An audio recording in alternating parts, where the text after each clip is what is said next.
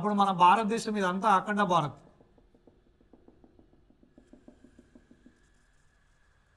ఇక్కడ ఆఫ్ఘనిస్తాను, బంగ్లాదేశ్, ఇటు మయన్మారు, ఇంకా ఇటు శ్రీలంక, ఇవన్నీ కూడా మనే అఖండ భారత్.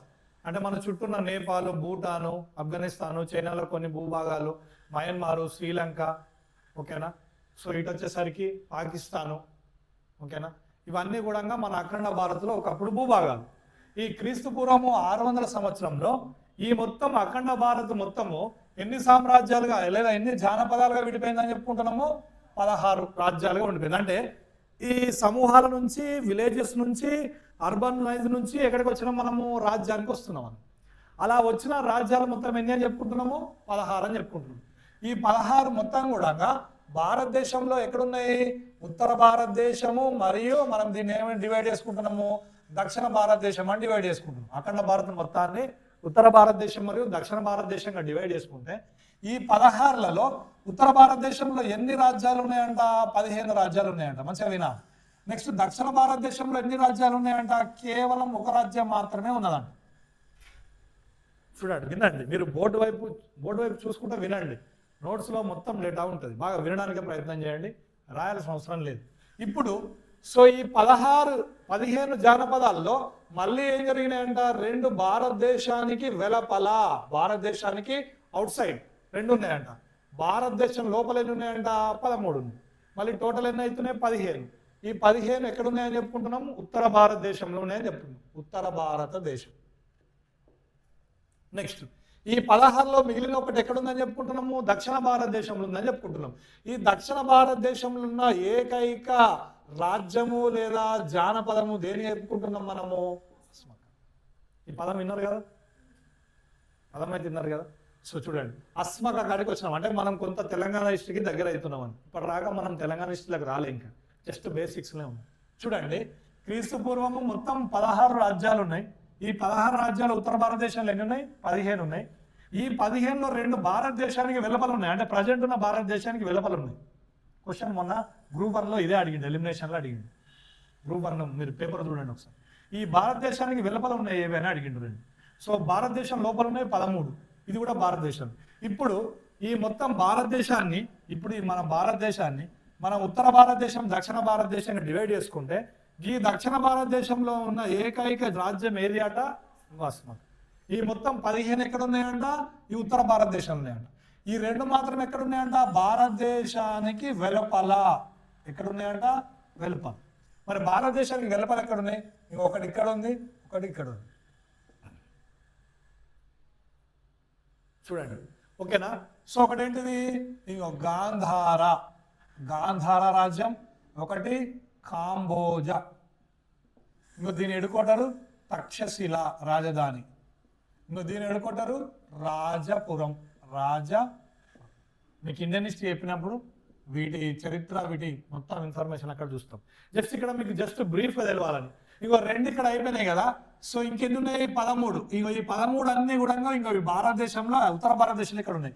ఈ 13లలో ఒక గ్రేటెస్ట్ ప్రాంతం అనేది ఒకటి ఉంటుంది. దాని పేరు ఏదని చెప్పుకుంటాం మనము? ఇంకా మగధ. Very very important. ఉత్తర భారతదేశంలో గ్రేటెస్ట్ జానపదాలు అంటే ఈ 13 జానపదాల్లో ఒక గొప్ప సామ్రాజ్యం ఎక్కడ ఏర్పడ్డదంటే ఇక మగధ అనే ప్రాంతంలో ఏర్పడుతుంది. ఈ మగధ అనేది ప్రస్తుతం ఎక్కడ ఉంటుందంటే బీహార్ రాష్ట్రంలో ఉన్న ఒక ప్రాంతం. చూడండి, ఇక మొన్న క్వశ్చన్ ఏం అడిగిండు చూడండి, గ్రూప్ 1లో క్వశ్చన్ ఏం అడిగిండు అంటే, సో ఈ మగధ పైన ఏర్పడ్డ సామ్రాజ్యాల్లో గ్రేటెస్ట్ సామ్రాజ్యం ఏది అంటే మౌర్య సామ్రాజ్యం.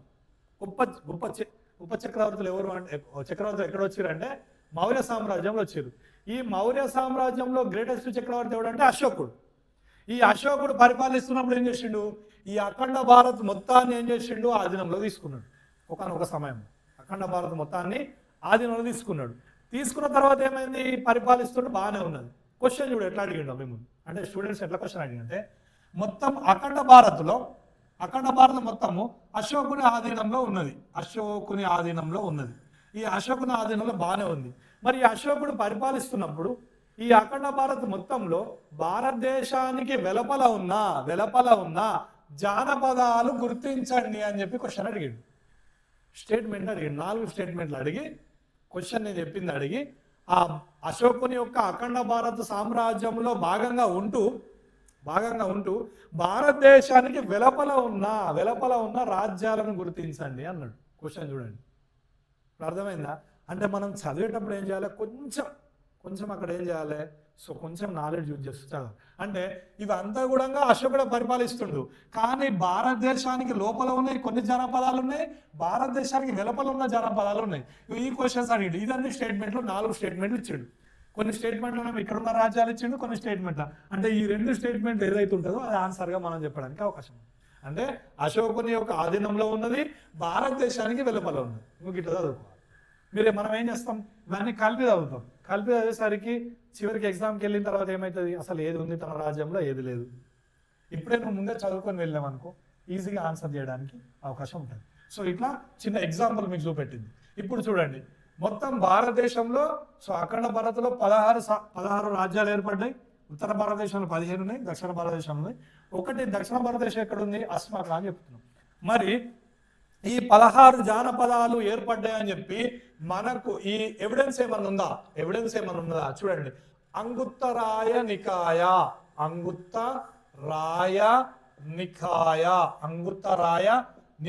అనే ఒక బౌద్ధ గ్రంథం. ఈ బౌద్ధ గ్రంథంలో క్రీస్తు పూర్వము 6వ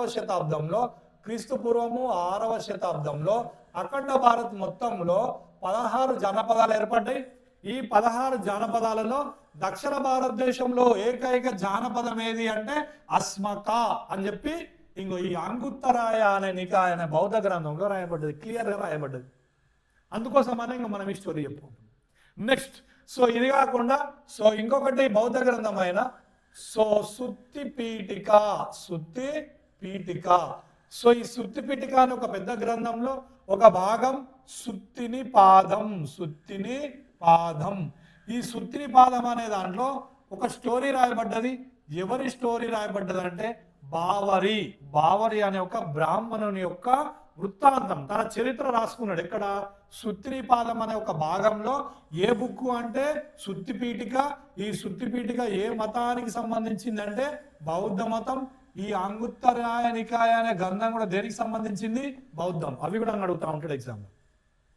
ఇప్పుడు ఈ బావరి అనేవాడు తన స్టోరీని బావరి వృత్తాంతం అంటాం. మనం ఆన్సర్ ఏమంటాం, క్వశ్చన్లు అడిగినప్పుడు బావరి వృత్తాంతం. ఈ బావరి వృత్తాంతంలో ఏం చెప్తుండో చూడండి. ఏం చెప్తున్నట, మొత్తం ఈ అఖండ భారత్లో సో 16 జానపదాలు ఏర్పడ్డాయి, 16 రాజ్యాలు ఏర్పడ్డాయి. ఆ రాజ్యాలలో ఈ దక్షిణ భారతదేశంలో ఏర్పడ్డ సామ్రాజ్యం ఏది, అస్మక. బాగానే ఉంది. ఈ అస్మక కన్నా ముందు ఈ బావరి వృత్తాంతంలో ఈ అస్మక కన్నా ముందు మరి సామ్రాజ్యాలు లేవా అనే క్వశ్చన్ తలెత్తిందండి. బాగానే ఉంది చూడండి. అంటే అంగుత్తరాయ నికాయ అనే గ్రంథంలో 16 జానపదాలు ఉన్నాయి. ఈ 16 జానపదాల్లో దక్షిణ భారతదేశంలో ఒక రాజ్యం ఉన్నది.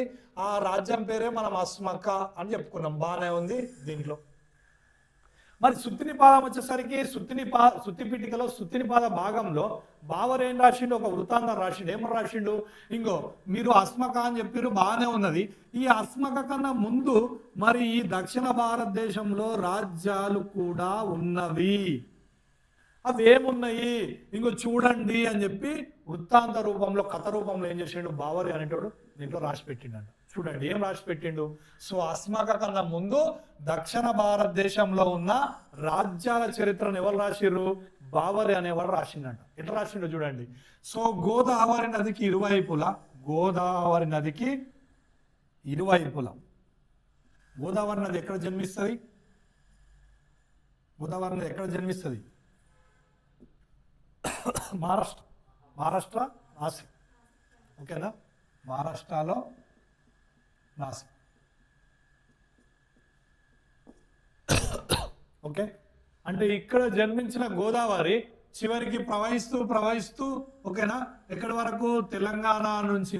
ఓకేనా, తెలంగాణలో ఎంటర్ అయ్యి చివరికి ఎక్కడికి, ఏపీలోకి వచ్చేసి ఏపీ నుంచి ఎక్కడికి వస్తుంది, బంగాళాఖాతంలో కలుస్తుంది. ఓకేనా, ఇటు హిందూ మహాసముద్రం ఉంటుంది, ఇటు బంగాళాఖాతము, ఇటు అరేబియా సముద్రం. ఇప్పుడు సో ఈ బావరి ఏం చెప్తుండో చూడండి, మంచిగా వినాలి. ఓకేనా? రాయకండి మేడం, ఏం కాదు, వినండి, మంచిగా వినండి, మొత్తం నోట్స్లో ఉంటుంది. సో ఇప్పుడు ఈ బావరి అనేవాడు స్టోరీ చెప్తుండు. ఏమని స్టోరీ చెప్తుండు? సో దక్షిణ భారతదేశంలో అస్మక సామ్రాజ్యం ఉంది, బాగానే ఉంది. కానీ ఈ అస్మక సామ్రాజ్యం కన్నా ముందు కూడా దక్షిణ భారతదేశంలో రాజ్యాలు ఉన్నాయి, నేను చూసినా అని చెప్తుండు. మరి ఈ బావరి అనేవాడు ఏ విధంగా చూసిండట? ఈ బావరి అనేవాడు కవిటక దీవి అనే గోదావరి, అంటే ఈ గోదావరి ఉంది కదా, ఈ గోదావరి ఉంది కదా, ఈ గోదావరి డెల్టాలో నివాసం ఉండే కవిటక దీవిలో నివసించే బ్రాహ్మణుడు అతడు.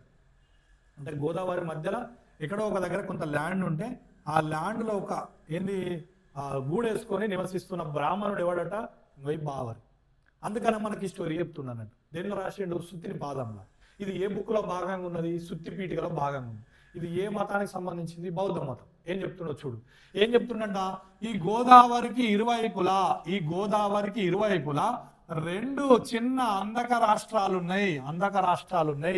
ఆ రాష్ట్రాలు ఒకదాని పేరు ములక, రెండవ దాని పేరు అలక. ఎవరు చెప్తున్నారు? బావరి చెప్తుంది. గోదావరి నదికి రెండు వైపులా సో ములక అనే ఒక అంధక రాష్ట్రం, అలక అనే ఒక అంధక రాష్ట్రం. వాటర్ తాగేస్తావా? బ్రేక్ ఇట ఆపాలను. అదే ఇది అయినాక కంప్లీట్ చేద్దాం. 5 minutes అయితే కంప్లీట్. ఇంకేనా? ఇంటర్ కదా, తాగేస్తావా? సో ఇప్పుడు ఈ బావరి వృత్తాంతం ఏం చెప్తుండు? ఈ కవిటక దీవిలో నివసిస్తున్న బావరి ఏం చేస్తాడు? ఒక వృత్తాంతం రూపంలో ఏం చెప్తాడు? అస్మక అనే జానపదం కన్నా ముందు దక్షిణ భారతదేశంలో ఉన్న అంధక రాష్ట్రాల గురించి చెప్తుండు. ఆ అంధక రాష్ట్రాలు ఏం చెప్పుకుంటున్నాం మనం? ఒకటి ములక, రెండవది అలక. చూడండి, వెరీ వెరీ ఇంపార్టెంట్ ఈ కాన్సెప్ట్. అసలు చాలా మందికి చదవడానికి కూడా, అంటే చదువుకోవడానికి కన్ఫ్యూజన్గా ఉంటుంది నోట్స్లలో. ఏది మన తెలియకడం. ఇప్పుడు ఒకసారి వినండి, మీరు దీన్ని కన్సైజ్ చేసి మనకు అనుగుణంగా మాట్లాడుకుంటాం. సో ఇప్పుడు ఈ అలక అనే అంధక రాష్ట్రము, ములక అనే అంధక రాష్ట్రము, అలక అనే అంధక రాష్ట్రము, ఇవి రెండూ కూడా గోదావరి నదికి రెండు వైపులా తమ యొక్క తెగల రూపంలో పరిపాలన చేసుకుంటూ ఉండే రెండు రాజ్యాలే మనం చెప్పుకోవాలి. రాష్ట్రాలు లేదా రాజ్యాలు ఏదైనా అనొచ్చు ఆ కాలం. ఇప్పుడు బాగానే ఉంది. మరి ఈ ములక యొక్క క్యాపిటల్ గా మనం దేన్ని తీసుకుంటున్నాం అంటే పైఠాన్. ఓకేనా? నెక్స్ట్ దీన్ని మనం ఇంకో పేరుతో సంబోధిస్తాం, ప్రతిష్టానాపురం. ఇవి ఈ ములక అనేది ప్రజెంట్ ఏ స్టేట్ లో ఉంది అంటే మహారాష్ట్ర. ఏ స్టేట్ లో ఉంది ప్రజెంట్ అంటే మహారాష్ట్ర. ఇంకా రీసెంట్ అంటే ఇంకా అడుగుతాడు డెప్త్గా వెళ్ళి, ప్రజెంట్ ఏ జిల్లాలలో ఉన్నది అని అడిగినా కానీ మనం ఆన్సర్ చేయగలగాలి. సో ఒకటి నాందేడ్, రెండవది ఔరంగాబాద్. అంటే ఒకప్పటి ములక అనే ప్రాంతము, ఈ ములక అనే ప్రాంతంతో సంబంధం ఉన్న ఈ ప్రదేశాలు ప్రస్తుతం ఎక్కడున్నాయంటే ఇగో నాందేడ్లో ఉన్నది, ఒకటి ఔరంగాబాద్. ఇవి రెండు ప్రాంతాలు ఎక్కడున్నాయంటే ప్రజెంట్ మహారాష్ట్ర స్టేట్లో గుర్తుపెట్టుకోవాలి. సో ఈ ములక యొక్క హెడ్ క్వార్టర్ మనం ఏం చెప్తున్నాం? పైఠాన్ లేదా ప్రతిష్టానపురం. ఓకేనా? నెక్స్ట్ అలకాకు వద్దాం. సో ఈ అలకాకు వచ్చేసరికి ఈ అలకా యొక్క హెడ్ క్వార్టర్ మనం దేనిగా చెప్పుకుంటాం అంటే పోదన్, నాట్ బోధన్, పోదన్. చూడండి, ఇక్కడ కూడా కన్ఫ్యూజ్ అవుతారు చాలా మంది. ఓకేనా? అంటే ఈ అలక అనే అంధక రాష్ట్రం యొక్క హెడ్ క్వార్టర్ ఆ కాలంలో ఏముందంట? పోదన్ ఉందంట. ఓకేనా? మరి ఈ అలక అనే ప్రాంతము లేదా ఈ యొక్క ప్రదేశము ప్రస్తుతం ఏ స్టేట్ లో ఉంది అంటే తెలంగాణ అని గుర్తుపెట్టుకోవాలి. మరి ప్రజెంట్ ఏ జిల్లాలతో సంబంధం ఉంది అంటే ఒకటి నిజామాబాద్తో సంబంధం ఉందని గుర్తుపెట్టుకోవాలి, రెండవది కరీంనగర్తో సంబంధం ఉందని గుర్తుపెట్టుకోవాలి, మూడవది ఆదిలాబాద్తో సంబంధం ఉందని గుర్తుపెట్టుకోవాలి. Very very important. అంటే అడుగుతాడు క్వశ్చన్ ఇంకా కొంచెం డెప్త్కి వెళ్ళి, మనది కాబట్టి సో ఇక్కడ అడగకుండా అక్కడ అడగడానికి మనకు అవకాశం ఉంటుంది. అంటే ఈ అలక అనే అంధక రాష్ట్రము ప్రజెంట్ ఏ స్టేట్లో ఏ జిల్లాలతో సంబంధం ఉందంటే నువ్వు చేయడానికి సిద్ధంగా ఉండాలి ఆన్సర్. ఒకటి నిజామాబాద్, మరియు కరీంనగర్, మరియు ఆదిలాబాద్. మరి దీని యొక్క హెడ్ క్వార్టర్గా ఆ కాలంలో ఏది ఉందంట? పోదన్ అనేది ఉందంట. చూడండి, అంటే గోదావరి నదికి ఇరువైపులా రెండు అంధక రాష్ట్రాల రూపంలో అంటే రాజ్యాల రూపంలో ఏం చేస్తున్నాయి? మీరు పరిపాలన చేసుకుంటారు, తెగలు వీళ్ళు, ట్రైబ్స్ అన్నట్టు. కానీ మనం చెప్పుకునే విధానంలో వాటిని ఒక పరిపాలనా ప్రాంతంగా ఉంది కాబట్టి రాజ్యంగా చెప్పుకుంటాం హిస్టరీ. సో ఇప్పుడు ఈ స్టోరీ అంతా ఎవరు చెప్తున్నారు? బావరి చెప్తుండు. మరి ఎక్కడ ఒక వృత్తాంతం రూపంలో తీసుకొచ్చిండు. దేనిలో తీసుకొచ్చిండు? సుత్తిని పాదం అనే ఒక భాగం తీసుకొని సుత్తి పీఠిక అనే బుక్లో రాసుకోవడానికి, అంటే ఆ బౌద్ధ గ్రంథంలో రాయడానికి ఉన్నది. కాబట్టి మనం ఏం చేస్తున్నాం, వీటి గురించి మాట్లాడుకుంటున్నాం. ఇలా ఏం చేస్తారు వీళ్ళిద్దరు కూడా, హెడ్ క్వార్టర్ ఏంటిది పోదర్, వీళ్ళిద్దరు పరిపాలన చేసుకుంటారు, బాగానే ఉంది. నెక్స్ట్, సో ఒకానొక సమయంలో ఏం జరిగిందంట, ఈ గోదావరి ఫ్లో అనేది, అంటే వాటర్ ఫ్లో అనేది కొన్ని సంవత్సరాల తర్వాత ఏమైంది, ఇక్కడ కరువు పరిస్థితులు ఏర్పడ్డాయి. కరువు పరిస్థితులు ఏర్పడ్డాయి అంటే వాటర్ ఆ ఫ్లో అనేది కొన్ని సంవత్సరాల తర్వాత ఏమైంది, ఈ గోదావరి పరివాహక ప్రాంతం ఉన్న ఈ రెండు రాష్ట్రాలకు వాటర్ ఫ్లో తగ్గిపోవడం వల్ల ఈ వాటర్ కరువు పరిస్థితులు ఏర్పడుతున్నాయి కొన్ని సంవత్సరాల తర్వాత. ఇప్పుడు ఏం జరిగింది, ఈ తెగ వాళ్ళు ఏం చేశారంటే, ఏదైతే వాటర్ ఉన్నాయో ఈ వాటర్ ఫెసిలిటీ వాళ్ళకే ఉపయోగించుకోవడం ఏం చేశారు, ఇక్కడ కొన్ని ఆనకట్టలు నిర్మించారంట. కొన్ని ఆనకట్టలు నిర్మించారు. ఎందుకు, పైనుంచి వచ్చే వాటరు వీళ్ళకే సరిపోవట్లేదు, మరి కిందికి రావడం వల్ల వీళ్ళకి కూడా కావాలా, కిందికి వస్తేనే వీళ్ళకి వస్తాయి. సో ఏం చేశారు, మాకే సరిపోతలేవు అని చెప్పి ఇక్కడ ఆనకట్టల నిర్మాణం స్టార్ట్ చేశారంట. చూడండి, ఆ కాలంలో కూడా చాలా రోజులకి. ఇప్పుడు ఏం జరుగుతుంది, మరి ఇక్కడ ఉన్న ఈ తెగ వాళ్ళు ఏం చేస్తారు, వీళ్ళపైన పోరాటం చేస్తారా, చేయరా? మీరు కంప్లీట్గా వాటర్ని ఆపేస్తే కింద ఉన్న మాకు పరిస్థితులు, ఇక్కడ ఉన్న వన్యప్రాణులు కావచ్చు, మా ఫుడ్ గ్రెయిన్స్ కావచ్చు, ఇబ్బంది అవుతుంది కదా. సో ఏం చేశారు, వీళ్ళతో ఏం చేశారు, యుద్ధానికి స్టార్ట్ కావడానికి సిద్ధమవుతారు. మీరు ఒకవేళ ఆ వాటర్ ఫ్లోని వదలాలి, ఎందుకు, మాకు కూడా కొన్ని కావాల్సి ఉంటుంది, కిందికి కూడా ఫ్లో రావాలి, రాకుండా మీరు ఏం చేశారు, ఆనకట్టలు కట్టి. ఇప్పుడు ఏం జరుగుతుంది, ఈ రెండు రాజ్యాలకు ఏం జరుగుతుంది, యుద్ధం స్టార్ట్ అయ్యే అవకాశాలు ఏర్పడుతున్నాయి. ఎందుకు, వాళ్ళు ఇవ్వని చెప్తున్నారు, వీళ్ళేమో కావాలని చెప్తారు. అంటే చరిత్రలో మనం కొన్ని చదివేటప్పుడు ఏం చేయాలంటే, ప్రస్తుతం ఉన్న వాటిని కూడా మనం మ్యాచ్ చేసుకోగలగాలి. ఇప్పటికి కూడా మనకు మహారాష్ట్రతో కొన్ని విభేదాలు ఉంటాయి వాటర్ విషయంలో. చంద్రబాబు నాయుడు కాలంలో బాబ్రీ ఆ యొక్క ప్రాజెక్ట్ విషయంలో కూడా గొడవలు జరుగుతూ ఉన్నాయి. చూడండి, వాళ్ళు వాటర్ కొన్ని మనకు ఆపిస్తూ ఉంటారు ఇప్పటికి కూడా. అంటే చరిత్ర కూడా మనకు చెప్తాను చూడండి. అంటే మహారాష్ట్రతోని మనకి ఎప్పటి నుంచి, ఇంకా బావరి వృత్తాంతం నుంచే గొడవలు ఉన్నాయి. ఎందుకు, వాళ్ళ పైన ఎప్పుడు గోదావరి పైన ఆనకట్టలు కడుతూనే ఉంటారు. ఇంకో ఇది మనం చరిత్రలో మ్యాచ్ చేసుకున్నప్పుడు ఇట్లా కూడా మ్యాచ్ చేసుకోవచ్చు సిలబస్, అంటే జియోగ్రఫీలో చెప్పుకునేటప్పుడు ఆ బాబ్రీ ప్రాజెక్ట్ విషయంలో కావచ్చు. అంటే అప్పటి నుంచి ఇప్పటి వరకు మన గొడవలు జరుగుతూనే ఉన్నాయి వాటర్ విషయం. సో ఇప్పుడు ఏం జరిగింది, ఈ రెండు తెగలకు ఏం చేస్తుంది, యుద్ధాలు స్టార్ట్ కాబోతున్నాయి. మరి ఈ ములక అనే తెగ, ఓకేనా, ఈ ములక అనే ఈ రాజ్యానికి పేరు ఎట్లా వచ్చిందంటే, ఈ రాజ్యంలో ఉన్న తెగ ఏది, బలమైన తెగ ఏది అంటే ములక తెగనే. తెగ బలమైన తెగ ఇది. ఆ తెగ పేరు మీదకే ఆ ప్రాంతానికి లేదా ఆ రాజ్యానికి పేరు వచ్చిందని చెప్పి చరిత్రకారులు చెప్తా ఉన్నారు. నెక్స్ట్, సో ఇప్పుడు ఈ ములక తెగ లేదా ములక రాజ్యం వర్సెస్ ఎవరికి యుద్ధం స్టార్ట్ కాబోతుంది, ఇక అలక తెగకు యుద్ధం స్టార్ట్ కాబోతుంది. మరి ఈ అలక రాజ్యంలో ఉన్న తెగలు ఎన్ని ఉన్నాయంట, ఇక్కడ రెండు తెగలు ఉన్నాయి. ఒకటి అలక అనే ట్రైబ్ ఉన్నది, ఇంకొకటి అస్మక అనే ఒక ట్రైబ్ కూడా ఉన్నది. ఇక్కడ రెండు తెగలు ఉన్నాయి, రెండు తెగలు బలంగా ఉన్నాయి, ఇక్కడ ఒక తెగ బలంగా ఉన్నది. ఇప్పుడు ఈ రెండు తెగలు, ఇక్కడ ఒక తెగ, ఈ మూడు తెగలు ఏం చేస్తున్నాయి, యుద్ధం చేయడానికి సిద్ధమవుతుంది. అంటే ఎందుకు, దేనికోసం, ఈ వాటర్ కోసం. అంటే వృత్తాంతం బావరాజుడు ఏ విధంగా దాన్ని స్టోరీ రూపంలో ఏ విధంగా తీసుకొచ్చిండు, బాగా తీసుకొచ్చిండు. సో ఇప్పుడు చూడండి, ఈ ములక తెగ మరియు అలక అస్మక ఈ మూడు తెగలు ఏం చేసినాయి, యుద్ధాన్ని ఎంచుకున్న యుద్ధం చేసుకుని స్టార్ట్ అయింది.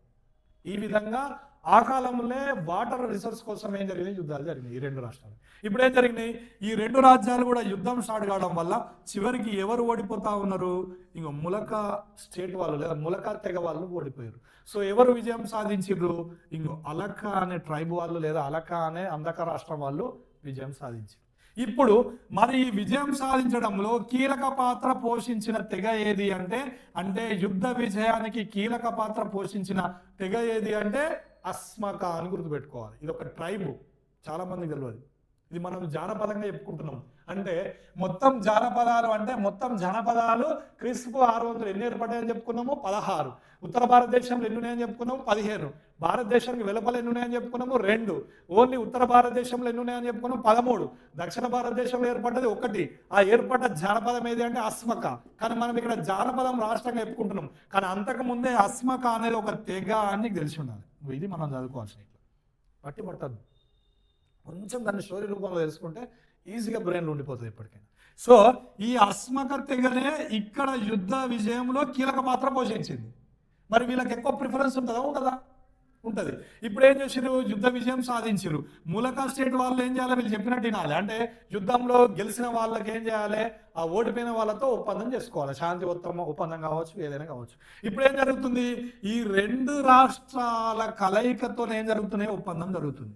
చూడండి, ఈ రెండు రాజ్యాలు లేదా ఈ మూడు తెగలతోని ఒప్పందం స్టార్ట్ అయింది. అంటే శాంతి ఒప్పందం స్టార్ట్ అయింది. ఏంటిది, ఇక్కడ నుండి ఒప్పందంలో ఫస్ట్ భాగం, అంటే ఈ ఒప్పందంలో ఫస్ట్ కండిషన్ ఏంటిది, ఇక్కడ నుండి ఈ ములకా అనే స్టేట్ అనే పేరు ఉండదు. అంటే ఇంకా ములకా అనే రాష్ట్రాన్ని మీరు తీసేయాలి. ఎందుకు, మీ సామ్రాజ్యం లేదా మీ రాష్ట్రము మాలో భాగంగా ఉంటుంది ఇక్కడ నుంచి.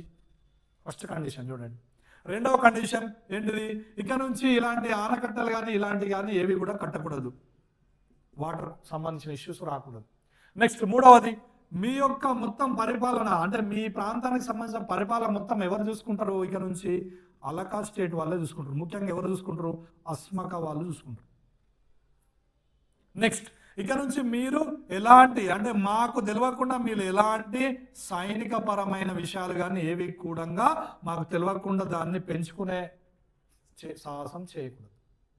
ఇవన్నీ కండిషన్స్ ఎవరు పెట్టారు, కండిషన్స్ అలకా వాళ్ళు కండిషన్స్ పెట్టారు. మరి అలకా స్టేట్ గెలవడానికి ముఖ్యంగా సహకరించే తెగ ఏది, అస్మక. ఇప్పుడు మరి మొత్తం ఈ ప్రాంతం అంతా ఒక సామ్రాజ్యంగా డెవలప్ కాబోతుంది. మరి కొత్తగా దీన్ని ఏం చేయాలనుకున్నారు, కొత్తగా దీన్ని ఆధునీకరించాలి, అంటే మాడిఫై చేయాలనుకుని ఏం చేసారు, ఈ మొత్తం పరిపాలనా విభాగాన్ని తీసుకొని కొత్తగా మనం ఏం పేరు పెట్టుకోబోతున్నారంట, ఆ ప్రాంతానికి ఏమని పెట్టుకుంటారు చూడండి. వాళ్ళ తెగ పేరు మీదకి వెళ్ళి ఏం పెట్టుకుంటారు, అస్మక సామ్రాజ్యం, అస్మక రాజ్యం.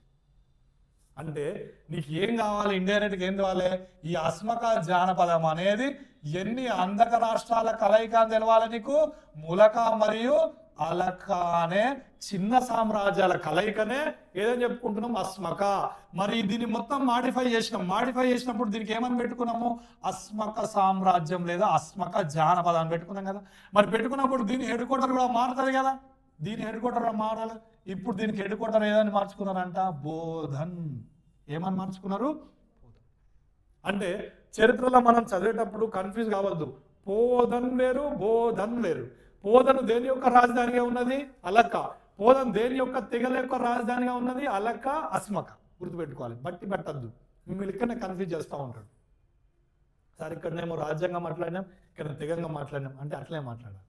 ఎందుకంటే అక్కడ అవసరం అది కాబట్టి మాట్లాడింది. అంటే చూస్తూ ఆన్సర్ పెట్టాలి. పోధన్ వేరు, బోధన్ వేరు. బోధన్ దేని రాజధాని అంటే అస్మక యొక్క రాజధాని హెడ్ క్వార్టర్. పోధన్ దేని రాజధాని అంటే అలక యొక్క హెడ్ క్వార్టర్. కన్ఫ్యూజ్ కావద్దు, ఇక్కడ చాలా మంది కన్ఫ్యూజ్ అవుతాం. అంటే చూడండి, ఈ చిన్న రాజ్యాల కలయిక చివరిగా దేనిగా మారింది, అస్మక జానపదంగా మారింది. ఈ అస్మక జానపదం దేనిలో భాగంగా ఉంది, ఇంకో దక్షిణ భారతదేశంలో ఏర్పడ్డ ఏకైక రాజ్యం లేదా జానపదంగా ఉంది. ఈ దక్షిణ భారతదేశంలో ఏకైక జానపదం ఎప్పుడు మనం అనుకుంటున్నాం, క్రీస్తుపూర్వం 600. మొత్తం ఎన్ని ఏర్పడ్డాయని చెప్పుకున్నాము, 16. ఆ 16లో దక్షిణ భారతదేశంలో ఉన్న ఇంకో అస్మక అనే దాని స్టోరీ ఎవరు చెప్తా ఉన్నారు, ఇంకో బావరి అనేట ఆయన ఇదంతా స్టోరీ చెప్తాను. అది 3-4 పేజీలు రాసిండు తెలుగు అకాడమీలో. దాన్ని మనకు అనుగుణంగా కన్సైజ్ చేసి నేను తీసుకొచ్చి, వాడు క్వశ్చన్ ఎక్కడ అడుగుతాడు చూడండి. ఈ ములక అనేది హెడ్ క్వార్టర్ ఏంటి, అది ప్రస్తుతం ఏ రాష్ట్రంలో ఉంది, ప్రస్తుతం ఇంకా వెళ్ళినప్పుడు ఏ జిల్లాలలో ఆనుకొని ఉన్నది, క్వశ్చన్స్ ఇంకా పోతా ఉంటుంది అన్నట్టు. నెక్స్ట్, ఈ ములకాన రాష్ట్రంలో అత్యంత బలమైన లేదా ఉన్న తెగ ఏంటి, క్వశ్చన్స్ ఎన్నని అడగండి. నెక్స్ట్, ఈ అలక అనేది సో దాని యొక్క హెడ్ క్వార్టర్ ఏంటి, ఈ అలక అనేది ఏ రాష్ట్రంలో ఉంది, ఏ జిల్లాలతో సంబంధం ఉన్న ప్రాంతం, ఓకేనా. ఇదే అలక అనే అందక రాష్ట్రంలో ఏమేమి తెగలు ఉన్నాయి, ఒకటి అలక తెగ, ఒకటి అస్మక తెగ. దీంట్లో బలమైన తెగ ఏది అంటే అస్మక తెగ. మరి వీళ్ళకు యుద్ధాలు జరిగినప్పుడు సో యుద్ధ విజయంలో కీలక పాత్ర పోషించిన తెగ ఏది అంటే అస్మక. చివరికి ఏం చేసిండు, ఈ రెండు ప్రాంతాలను కలయించి ఈ బలమైన తెగను ఏం చేసింది, వాళ్ళ పేరు మీద ఏమని చెప్పింది, అస్మక రాజ్యం అని పేరు పెట్టుకుంది.